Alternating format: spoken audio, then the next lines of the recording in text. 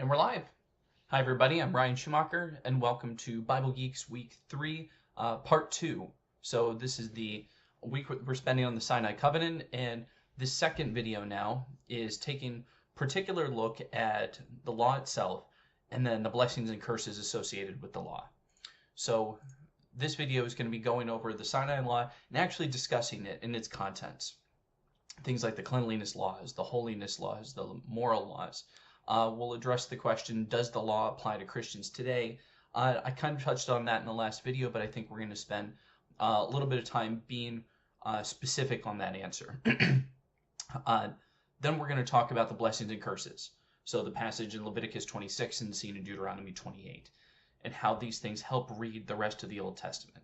I believe that understanding the blessings and curses, understanding what would happen between God and Israel when they obeyed, and what would happen when they disobeyed. When you start reading Joshua, Judges, 1st and 2nd Samuel, start going through the history of Israel, you see the exile. You can tie that to the blessings and curses in Leviticus 26 and Deuteronomy 28. I actually believe that all of the book of Judges should be viewed in the lens of the escalating blessings and curses. We'll go over a little bit of that. I won't go into the whole thesis there, but the point of the matter is that you can watch when Israel's obedient, the blessings they get, and when they're disobedient, the kind of curses they get, and you can tie it back to what the covenant is saying that would happen in those instances. And then we're going to take just a little bit of an epilogue here, address a question. So why doesn't God just perform a miracle every decade or so, just so we'd all believe? It's a question that comes up. People ask it relatively often. It's asked in literature quite often as well. And so I want to take a quick stab at that one. So we're going to get into the guts of the Sinai law. We've talked about the covenantal nature of the law, but now we're going to talk about the law proper. We're going to read some of it. Christians are often confronted with this, especially in today's society. West Wing episodes were about this. Some of these laws just seem to be bizarre, arbitrary. Some people even consider some of the Sinai law to be immoral, certainly tacky. So we're going to, I'll put it this way. We're going to look the Old Testament God straight in the eyes. It's the same God as now, by the way. It's not any different. And see what we see there. So when I say picking up where we left off, so we ended the last video with the conclusion of Exodus, the Shekinah glory, God's presence coming from Mount Sinai and then enveloping the tent of meeting in the tabernacle. And that is the end of Exodus. God now dwelling with humanity is the end of the book of Exodus. That's what it was leading towards.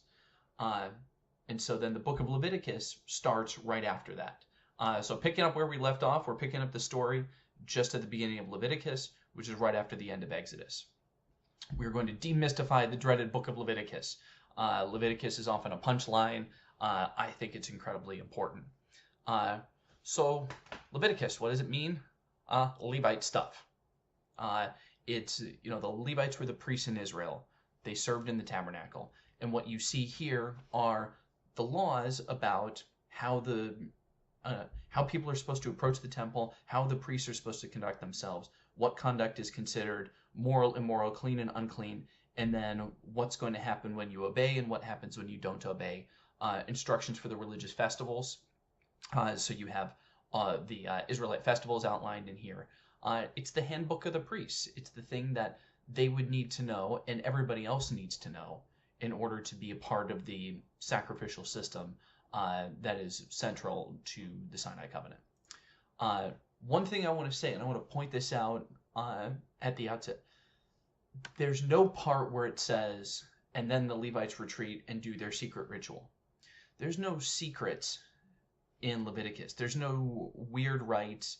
There's no, off the books or off the record kind of stuff. Secret rituals, things that are not in public view, things that are passed down but only to a select caste. This is characteristic of pagan religion. This is Gnosticism. In today's world, we see it in Scientology, where you continue to get revelation as you progress through the levels of wisdom, if you will. That's not what's happening here. A distinctive, actually, of Israel's religion in that day and in Christianity is that all these rights and rules, they're on the public record. Everybody knows what's going on in the temple. Everybody knows what they're supposed to do. It's an open book. So Leviticus contains basically, it's not the entirety of it. You would say all the books of Moses contain this, but it's the codes of laws for Israel. There's no separate civil law that's, a parallel document to this one. The religious law, the civil law, this is what governed Israelite life. This was how their society was ordered. What you see in the books of Moses are often actually compared to the Code of Hammurabi, especially in Exodus. The principles, the lex talionis, the eye for an eye, which is mentioned in the Bible specifically related to intentional grievous bodily harm or murder, or false witness with the intent of conviction for murder, or intent of conviction that would result in the death penalty. So eye for an eye in the Bible is not the Levitical law. It's not the law of Moses. It's applied in a few circumstances, but not nearly to the extent that you would see it in the Code of Hammurabi. But this it functions somewhat similarly as their law. This distinction that we would make between the religious law and the civil law wouldn't make too much sense to them. So here's an outline. If we want to demystify it, here you go. Here's what happens in Leviticus. You start with discussion of the sacrificial system. Then there's a segment where it talks about the ordination of Aaron and his sons, all the priests. Then you have the section on clean and unclean things. So clean and unclean animals, purification after childbirth, things about skin infections, mildew, bodily discharges, all that wonderful stuff. Then you have a section here on instruction for the Day of Atonement that introduces the discussion in the bulk of the book, 17 through 26, on the moral law. So proper and improper sacrifices, worship, sexual behavior. Then you have discussion of the annual festivals, the year of Jubilee, and then finally the blessings and the curses. And then sort of an epilogue about valuation for vows and tithes, how much certain things are to be valued. You can see there's a lot that's very practical in here. It's very much about, now when this happens, do this. Now when this happens, do this. If somebody comes to you with a skin infection, then, do this. If somebody has a bodily discharge, then do that. If they touch a dead body, this is what you have to do. So it's not, this is sort of recovering the code of laws and reading that in that genre as opposed to a story or a narrative. It is that in parts, but recognizing the genre here, that a lot of the time you're dealing with something that's more like a legal document than a story, you end up picking up the story a little bit later, is helpful in understanding it. Notice this separation here. The clean and unclean things and the moral law are not the same thing. They're clearly sectioned off, and there's a large section, there's a whole chapter that's in between the clean and unclean and the moral law. This is going to be important later. Before we do this, let's say it one more time. This is not work salvation. This is not Israel's way of getting to heaven. This is not how the covenant worked in that way. That was never part of the Sinai covenant. The laws are to be understood as the way of holiness that Israel and God agreed to as part of their vocation as the royal priesthood in the holy nation. Israel knew all these things going into it. They agreed. All that the Lord has said we will do and obey when the covenant scroll was read, Exodus 24. But this is not about salvation. It's about their vocation as a holy nation. All right. General principles for approaching the law. I just want to put these couple questions out because if you wanted to go take this and just open Leviticus or Deuteronomy and you read a rule and you're like, so what the heck do we make of this? Here are 3 good questions to ask yourself that I think will help in doing this. So what's the subject of the law is the first one. Is it the Sinai system of worship? Is it things like sacrifices at the temple, cleanliness and uncleanliness for approaching the temple? Or is it about moral issues, interpersonal interactions, something that sounds more transcendent? So some of these things seem bound up very specifically to how their society was ordered. There were Levites, there was a tabernacle, there was rules for approaching and worship, and that stuff doesn't exist anymore. The temple hasn't existed for 2,000 years. It's not really possible to keep those parts of the covenant, and things that are directly related to what state one had to be in to approach the temple need to be read differently than things about love your neighbor as yourself, or the things about the care for the poor in chapter 19, or the prohibitions against certain behaviors, whether they're worship behaviors, sexual behaviors, etc. Those are treated differently. What's the scope of the law? Is it general, categorical? So sometimes they just say, thou shalt not blank, and that's the only time they talk about it. Or is it very specific, where there's a lot of nuance? So, this is where sometimes there's a fallacy that's invoked where it says, well, the Bible only has, 3 verses on this or that topic. Okay, but if the Bible makes a categorical rejection, must we need to spend a lot of time on that? The Bible really doesn't spend a whole lot of time. It doesn't have a whole book talking about why stealing is bad. It just says, thou shalt not steal, and then it's done. Talks a little bit more, and don't steal people. The penalty for that is death. It's kidnapping. But just because it doesn't spend a lot of time on it doesn't mean that it's not important, doesn't mean that the Bible's not clear. Other things, so you see this a lot in the sexual laws, where the discussion about right relationships and wrong relationships between men and women, that's because a sexual relationship between men and women is not categorically rejected. But there's a lot of qualifications on it. These following ones are not okay. And so it's helping to explain that the general category, while it's all right, has the following prohibitions. And then the last question is, what's the sanction listed? Is it harsh? Is it death? Or is the penalty just wait a couple hours? So you can tell how serious the Bible takes these things based on what it says the punishment should be. Sometimes there's, I would say, shoddy reasoning employed where people say, well, if you think that Leviticus says that this is not okay, something in the moral law, do you eat lobster? And it's like there's just such a difference between clean and unclean and moral laws for which the penalty is death in terms of understanding how the Israelites even interpreted it. So these are the 3 questions that are helpful for approaching the law. So let's talk about clean and unclean. Okay, so here's my thesis regarding cleanliness. In fact, it's the Bible's. You must keep the Israelites from their uncleanness so that they do not die by defiling my tabernacle that is among them. So this is the clearest explanation of why clean and unclean is important. Unclean things desecrate the tabernacle of God. As long as one is unclean, they cannot participate in worship at the tabernacle or in the sacrificial system. So if you're in a state of uncleanness, NIV, I believe, actually does a very good job translating this ceremonial uncleanliness. That's the right way to think about it, that this was about one's approach in worship at the tabernacle or as part of the sacrificial system. So it's not the same thing as sin.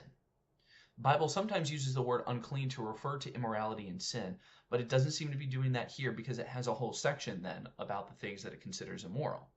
Clean and unclean and sin can sometimes be overlapping categories. They're not identical categories.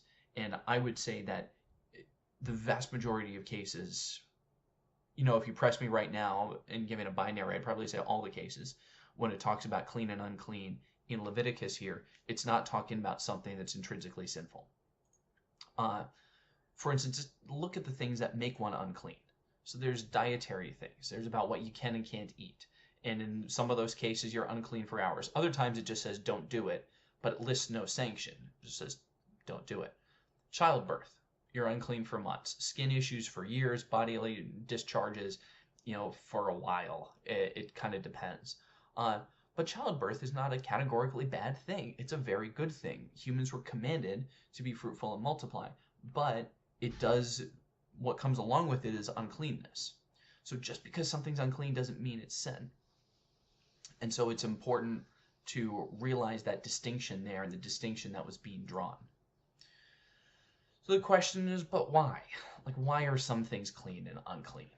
Look, I'm just going to give you a straight answer here. The Bible doesn't tell you. It doesn't give you a comprehensive propositional explanation for the why certain things are clean and unclean. It just doesn't. The closest you'll get, I think, is this passage here in Leviticus. Leviticus 20:22 through 26. You are to keep all my statutes and all my ordinances and do them, so that the land where I'm bringing you to live will not vomit you out. So that's bad. We'll come back to that. You must not follow the statutes of the nations I'm driving out before you, for they did all these things and I abhorred them. And I promised you, you will inherit their land, since I will give it to you to possess, a land flowing with milk and honey. I am Yahweh your God, who set you apart from the peoples. Therefore you must distinguish the clean animal from the unclean one, or the unclean bird from the clean one. Do not become contaminated by any land animal, bird, or whatever crawls on the ground. I've set these apart as unclean for you. You are to be holy to me, because I, Yahweh, am holy, and I've set you apart from the nations to be mine. Okay, so the inhabitants of the land are engaging in, when it talks about these practices, the context of that is, at least the immediate context is Leviticus chapter 20. There's a lot about false worship and certain sexual practices. That it's probably directly referring to what it says they did these things, but you must distinguish the clean animal from the unclean, and the unclean bird from the clean one. I have set these apart as unclean for you. You are to be holy, because I, Yahweh, am holy. So God is, you can clearly point to some of these things. I mean, Leviticus chapter 20 starts with, don't sacrifice your kids to Moloch. Okay, Moloch was one of the gods of the Canaanites. That is very clearly a don't be like the pagans kind of thing. But that's not clean or unclean. So the Bible seems to be bringing these together and saying, whether it's the moral law, like acting like the pagans, whether it's the cleanness, uncleanness that I've set before you, these relate to holiness. Israel knew the laws going in, and they agreed to it. And so some interesting arguments can be made about, if it's not a moral law that's revealing God's character, if it's not a law related to don't be like the pagans, there certainly seems to be some insightful guidance about sanitation that was not widely practiced outside Israel. You can't push that too far. It doesn't seem to be the case in every single instance. And it's not mentioned as a reason in Scripture for why things are clean or unclean. Could be that, maybe we're dealing with, three categories of laws, ones that are about morality and God's revealed character, some that are about don't be pagans, and some that are, and when I say clean, I mean really clean. But the text mentions the first two. It doesn't necessarily mention the latter. In any case, God has set these apart as unclean. And Israel said, okay, fine, we'll go with that. Those are unclean, and that's what we will avoid. And if you keep the statutes and ordinances, the land will not vomit you out. The land was promised to the descendants of Abraham. The land vomiting you out, so what's about to happen is they're about to go into the conquest, and they're about to drive the Canaanites out. So they will have the land as long as they obey. They will be exiled from the land if they disobey. I use the word exile deliberately, because that is what happens after their subsequent disobedience. But there's a discussion here when it talks about the land vomiting them out. You see this in Leviticus 26 as well. This is them being expelled from the land of promise because of their disobedience. Okay, so yes, like I was mentioning, there is some credibility with the idea that some of these laws are specific reactions to pagan worship practices for clean and unclean. So sexual intercourse and touching a dead body were two things that would make you unclean. It seems like there may be some separation that God's putting in here, trying to separate those two practices from worship, and saying these two things will not mix. Why? Well, because we know fertility rites were extraordinarily popular in Canaanite religion, sort of orgiastic worship ceremonies. They didn't miss church, I'll put it that way. And then worshiping of the dead was also something that happened in the pagan religious rites. So part of this clean and uncleanness is, look, both of these things are going to happen. We want babies. We need to separate, or we need to bury the dead. But we don't want these two things to be conflated with worship. They're not categorically bad things. And the prescription for the law is ceremonial. Bathe and you're unclean until evening, or you might be unclean for a couple of days. touching the body of an unclean animal, you're unclean until evening. And then you get over it. And then you come back to the tabernacle. You come back to the temple. That's it. That's all that happens in the clean and unclean part of it. So the conclusions we can draw is that the cleanliness laws were about Israelite worship under the Sinai covenant. So being clean and unclean reflects one's status of being able to approach the tabernacle where the presence of God was, or be involved in the sacrificial system. It's a temporary state. You're not permanently unclean. I don't think there's anywhere in here that it says you are unclean for life if you do this. It often happens in the normal course of life, even when doing good things like having a baby. We're not sure why all the laws were given. Some of them are related to pagan practices, but it's about the right way to approach worship. It's a temporary state. You get over it. It's going to happen. Everybody in Israel was unclean at some point. And it didn't mean that they were somehow separated from God. And so the cleanliness laws there are the kinds of things that pertain to Israelite worship under the Sinai covenant. The New Testament practice, Jesus made all foods clean. You see this in Mark 7. You also see this in the book of Acts when Peter has the sheet coming down with all the animals. And he's like, no, I've never eaten anything unclean. And God says, what God has made, don't call it unclean. And then he sends him to the Romans, the Cornelius, to bring them in. So even though the Gentiles were unclean and ate all the pork, which is an unclean animal, they were eventually included into the covenant despite their uncleanness. There's no physical temple or sacrificial system anymore. And so the cleanliness laws are the kinds of things that, generally speaking, we don't need to worry too much about. It was part of the Sinai covenant. It was part of their way of worship and life that isn't relevant anymore. I think I can put it that bluntly. Holiness and moral law.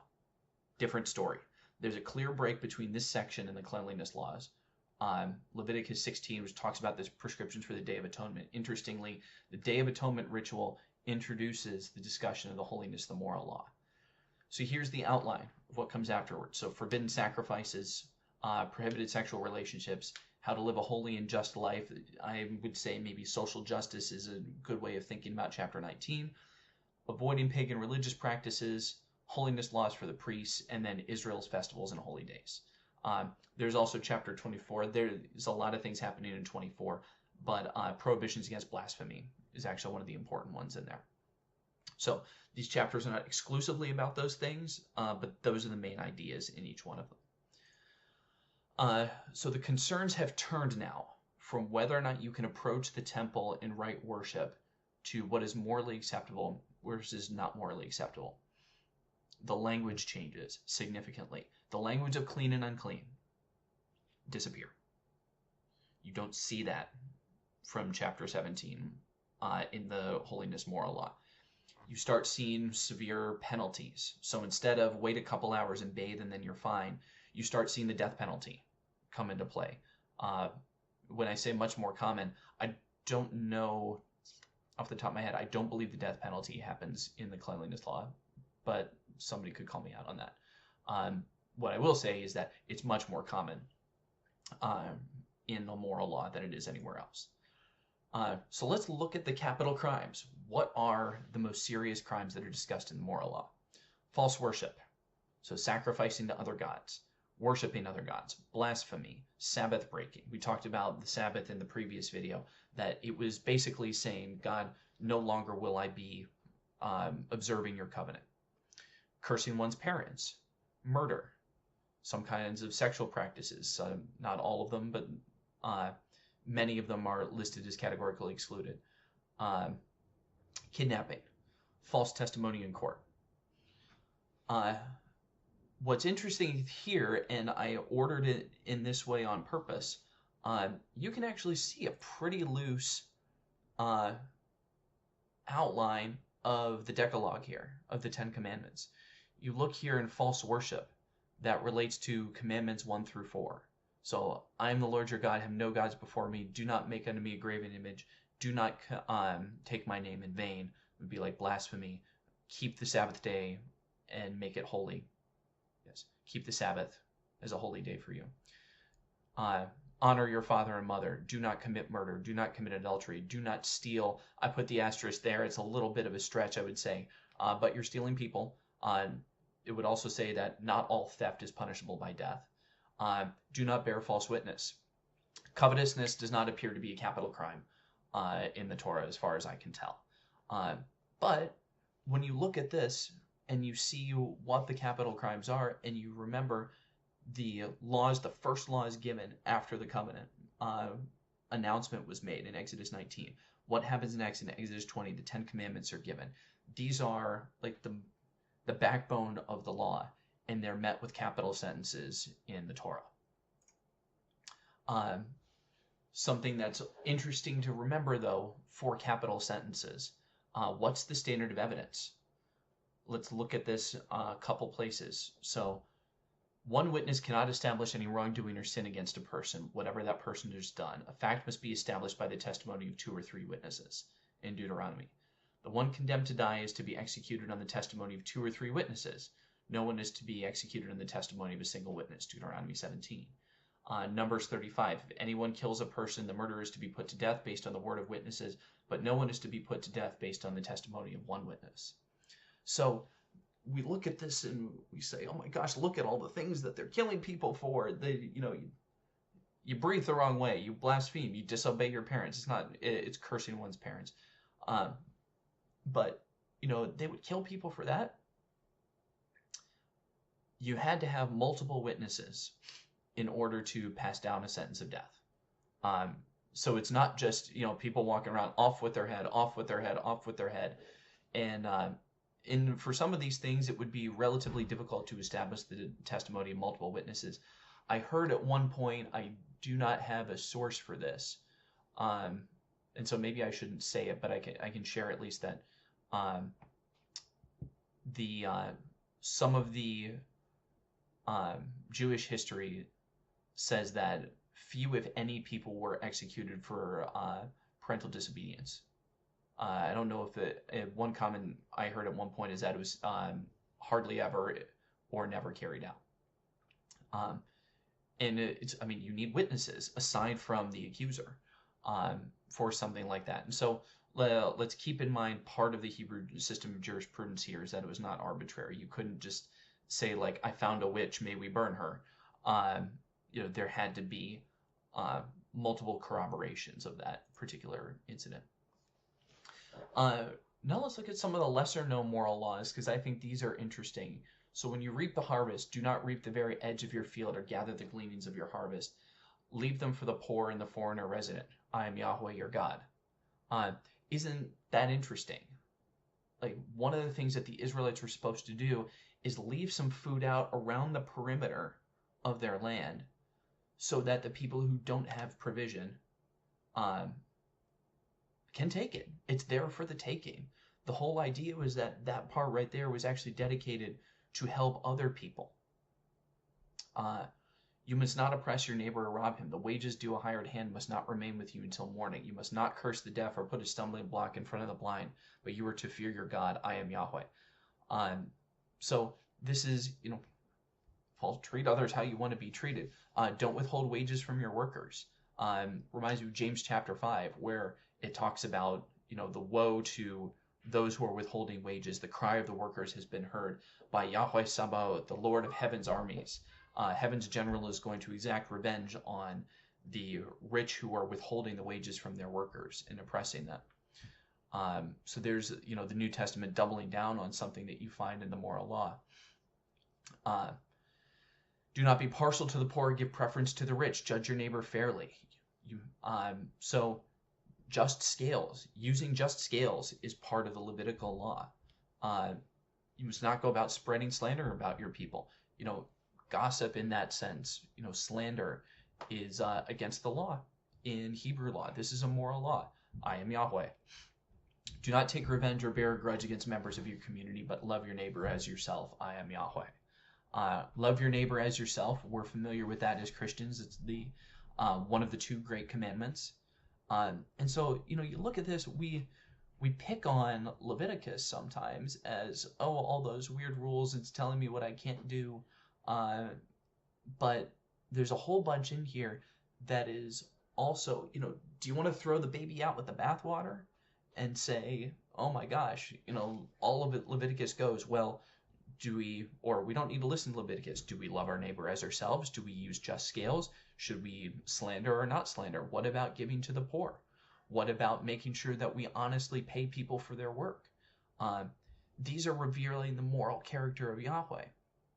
And then we have to ask ourselves, if we feel comfortable that this is revealing the moral character of Yahweh, why isn't the rest of the moral law, revealing the moral character of Yahweh as well? Because you see all of Leviticus quoted. I shouldn't say all of Leviticus. You see the moral law in spirit quoted throughout the New Testament. Now, there are some weird ones. You must not crossbreed your two different kinds of livestock, sow your fields with two different kinds of seed, or put on a garment made of two kinds of material. And so this is one of them that we'd say, this is really kind of bizarre and arbitrary. And I like my polyester cotton shirt, thank you very much. The emphasis here is on purity and holiness. And it's also on monotheism. So the idea is that these are the kinds of things that the pagans did. And the Israelites have unity of worship of one God. And so their dress and their crops, their livestock are going to reflect that. They're not going to mimic the pagans around them. They're going to be pure and holy, and their unitary worship of one God will also be seen in the way that they carry themselves. So I think that's very interesting. Now, here would be one of the moral laws that I would say is this is not repeated anywhere in the New Testament, this kind of thing. Sort of like Sabbath keeping is not repeated in the New Testament either. So there are parts of the moral law that don't necessarily carry forth because they're related to a particular place in a particular time with a particular people, like distinguishing between the Israelites and the Canaanites, or worshiping properly using the sign of the Sinai covenant, that's the Sabbath. But then there's other parts that reveal God's character that Jesus talks about all of the time that we would still follow. So everything that I've just mentioned, this is not an exhaustive survey of the over 600 laws in the Old Testament, but rather it's meant to give an illustration of the categories of things we see in the Old Testament law. So what do we do with the moral law? Well, we're not under the Sinai covenant.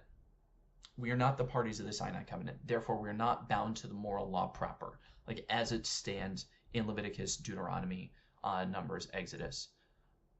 But, like I've been saying, we can't outright reject it. Jesus quoted from it often. The Sermon on the Mount is tightly bound up, and actually, I would say, escalates the moral requirements found in the Ten Commandments or in other parts of the law, where he says, "You have heard it said, but I say to you." You've heard it said, an eye for an eye, a tooth for a tooth. But I say, don't resist an evildoer. You've heard it said, love your neighbor and hate your enemy. But I say, love them both. You've heard, don't murder. I say, don't hate your neighbor or be angry towards them. You have heard, do not commit adultery. I tell you, do not lust. And so you see Jesus talking about the character of God that is revealed behind the law that was given. And so even though we're not under the Sinai covenant, we're under the new covenant, and Jesus is teaching us, he is giving as the new Moses is part of the new Exodus, he is giving his, from the mountain, telling the people about the law of the new covenant and the requirements of the new covenant. Now, again, this is not work salvation. This is covenant membership. Jesus, salvation is taken care of differently. But this is the way that we are supposed to act as God's reflections in the world. The character of God is unchanging. It's reflected from his holiness in the Sinai law. We can see how God is jealous and he abhors idol worship. We can see how God wants us to care for the poor, the foreigners, in our time and age, the refugee, the vulnerable. His high standards and demands of personal holiness and purity among his covenant people. So that, I think that's what we see with the moral law in Sinai. So now we get the blessings. Blessings in the curses section. So if you follow my statutes and faithfully observe my commandments, you will get rain, land, trees, and they will have fruit. The land will have produce. Your harvest will be plentiful. And then basically down here, I summarized, you'll have so much food you will not know what to do with it, because your stores are going to be full and you won't have any more place to put the crops you continue to reap. You will also live securely in your land. There will be peace. You will lie down and nothing will frighten you. Dangerous animals will be removed. Your enemies will fall before you. So there's peace and security. They will not be conquered. They will have plentiful harvest and food. I will multiply you greatly. You will have many generations. And I will place my residence among you. I will not reject you. I will walk among you and be your God, and you will be my people. The very presence of God will be dwelling with them if they are obedient. And so these are the right here, right now blessings that they get for obedience. It culminates in God's presence. It's like God living with them in Eden. When the Shekinah glory came from the mountain down to the tabernacle and dwelled with them, the pillar of cloud by day and fire by night, and it was with them. It was a sign of their covenant relationship with him, that they were in at least a good enough relationship that he was still with them. One thing I want to say, these are also material things. They will be blessed materially right here, right now, in exchange for obedience. We're accustomed to a distant reward at some point. That's not how it worked in Israel. They could tell their status with God by the status of the blessings and the curses. If things were going well, they were getting their harvest. They were having victory over their enemies. Book of Joshua. When they weren't, Book of Judges. They're doing evil in the sight of the Lord. You start to see these things go away and yield to the curses. And eventually, the presence of God lifts up and goes away. The temple is destroyed, and the cloud never returns even after the temple is reconstructed. The curses. You start to see the curses. They're the inverse of the blessings. By the way, just notice it's much longer than the blessing section. Typical in ancient Near Eastern vassal covenant. But if you do not obey me and observe all these commands, there will be disease. Your crops will be wasted. You will suffer military defeat. And if you still don't obey, I will discipline you 7 times. No rain, no produce, no fruit.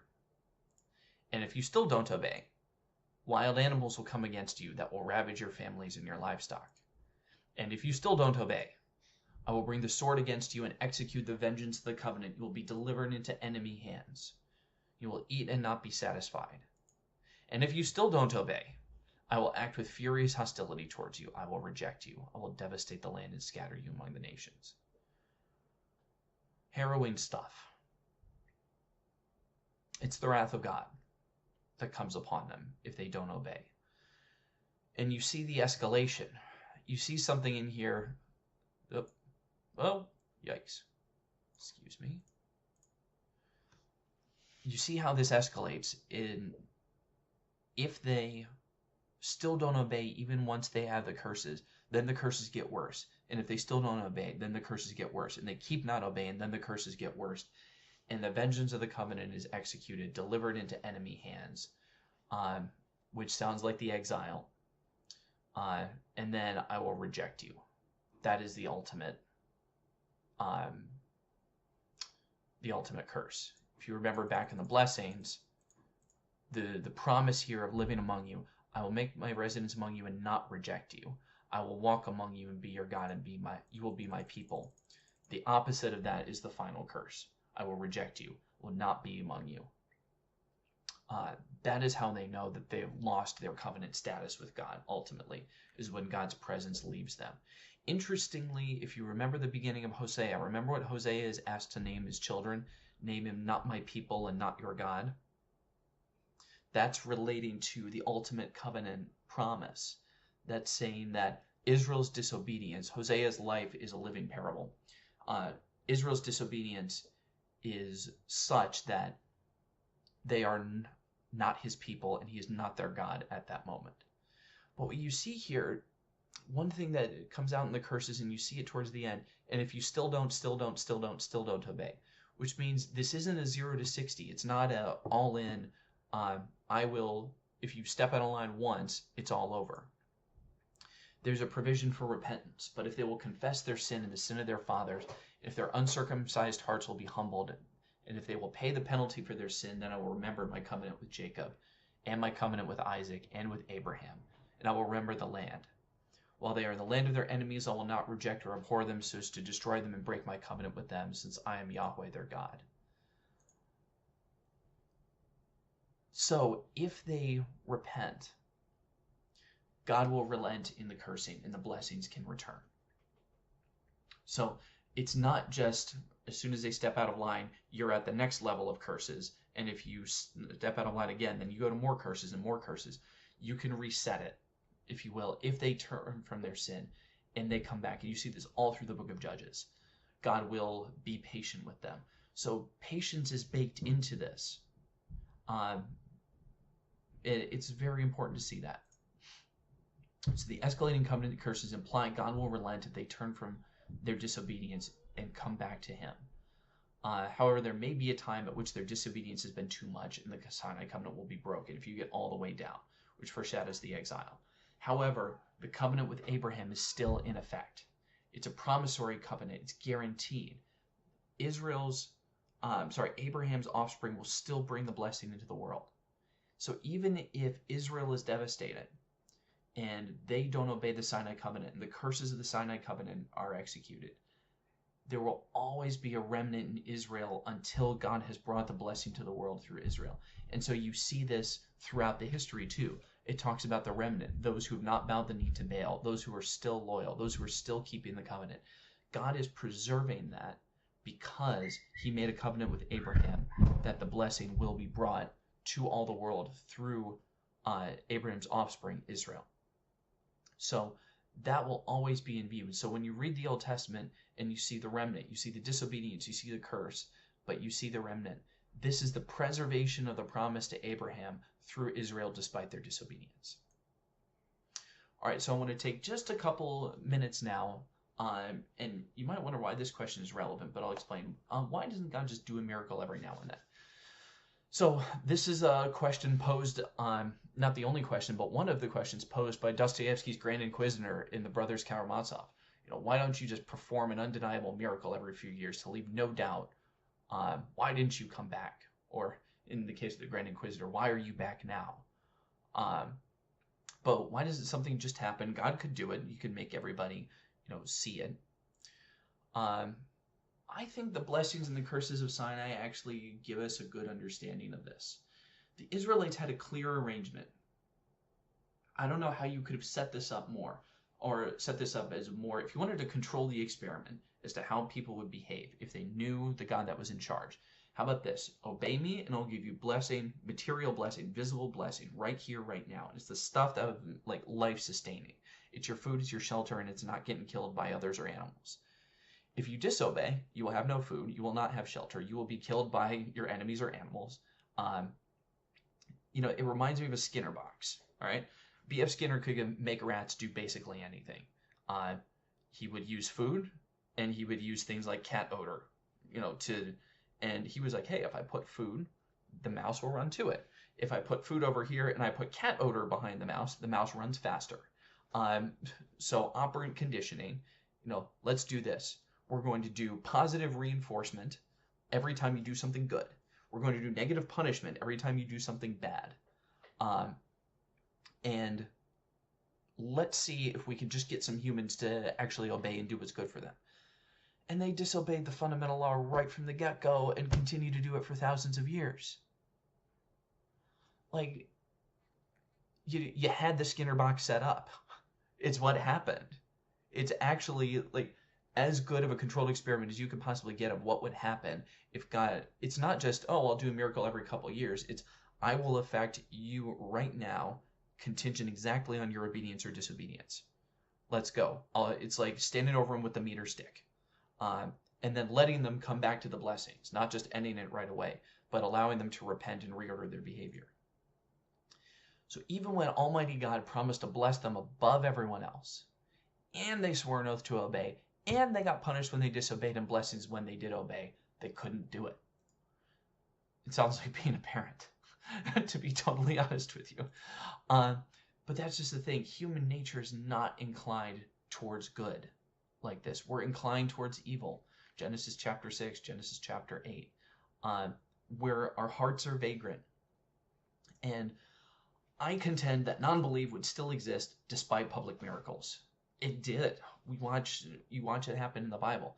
The Bible makes it clear in both the Old and New Testaments that this happened, that there was disobedience despite God being active in the world in front of them all. I mean, the Pharaoh of Egypt didn't turn around. What makes us think that our naturalistic, materialistic worldview of now would suddenly become convinced if there was a breakthrough of miracles? I think biblical history makes it clear that it is not about the lack of evidence. All the evidence in the world was given to people who did believe, and they still couldn't obey. And they still couldn't agree on who was their God. They made this golden calf and said, oh, this is our God. This is not something that is common to human nature. It requires the changing of the heart. It requires the circumcision of the heart. It requires the regeneration of the Holy Spirit. That is Christian theology, start to finish. And, God could do the miracles. I don't think it would work. I think we have enough evidence to say that it wouldn't. So that's all for now. Thanks for watching. We're going to talk about next time the effect of the blessings and curses on the Israelite history. We'll go through Joshua and Judges. We'll talk about the command to drive out the Canaanites, and we'll go through to the exile. So thank you for listening, and if you're in the area, come to Bible Geeks. Thanks.